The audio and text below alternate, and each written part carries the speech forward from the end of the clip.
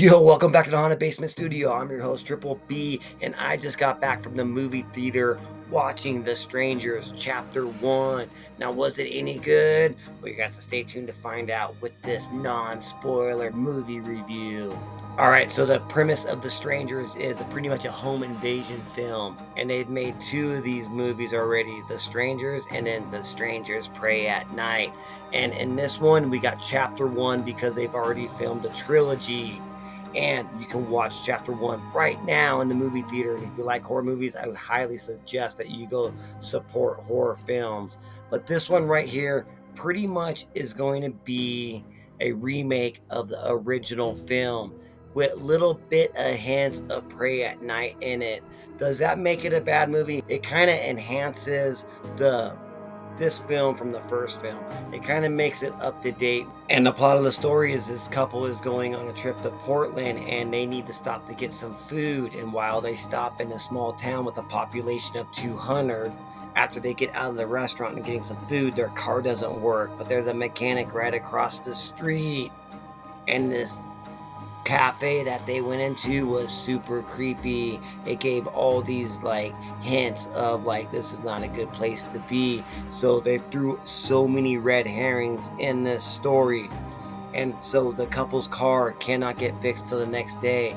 And so one of the waitresses from the cafe offers them a place at an Airbnb. The motel is closed for restoration.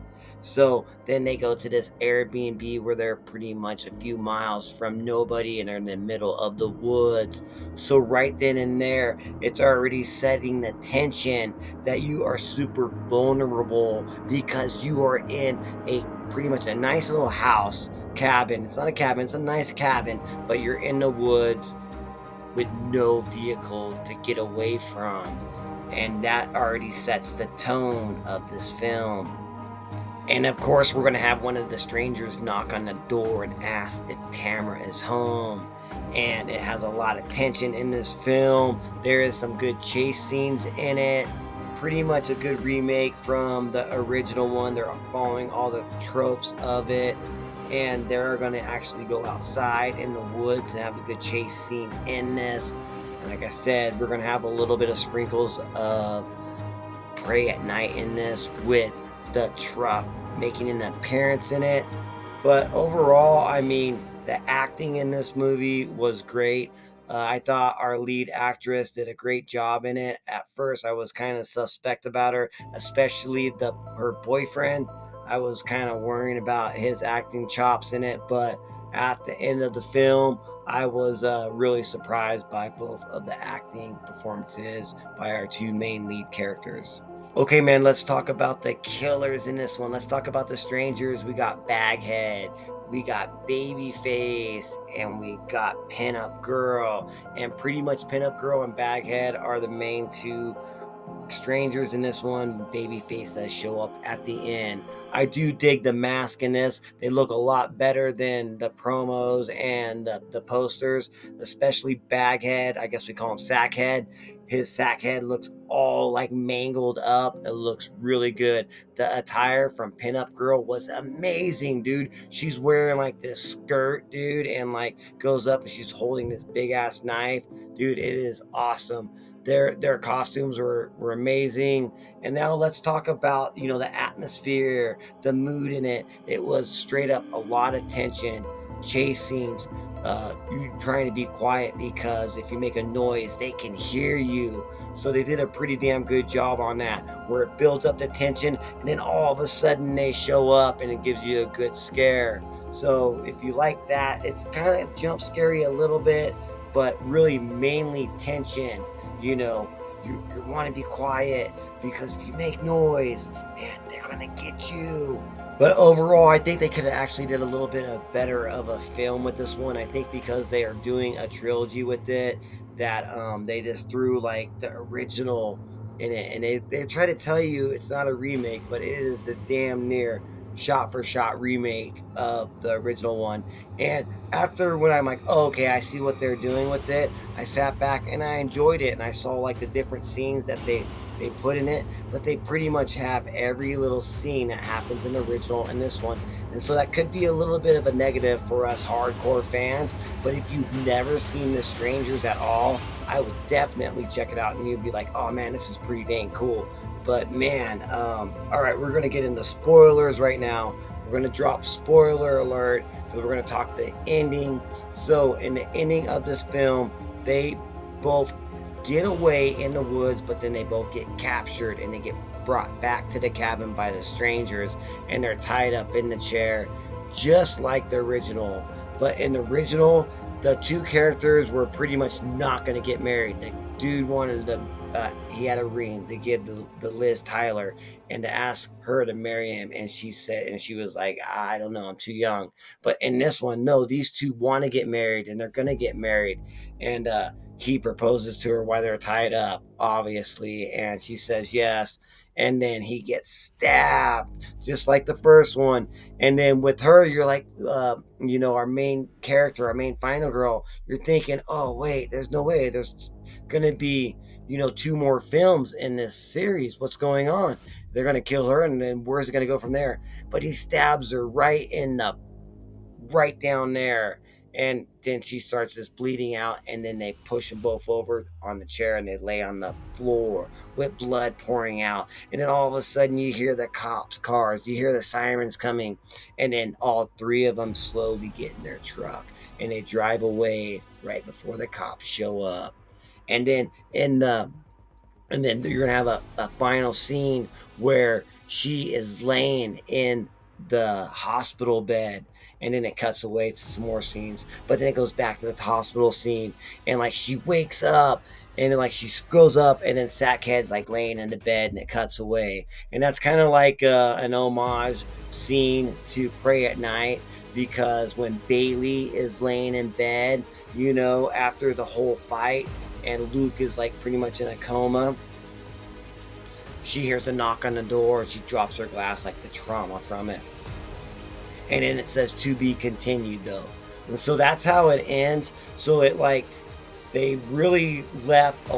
I think they could have maybe cut. The dude wanted to make a trilogy, but maybe they could have made one great movie. I don't know where the other two movies are going, but what this movie did leave me with, it left me with, I have no idea who these strangers are, but it has to be somebody in this town. The town was so creepy, man.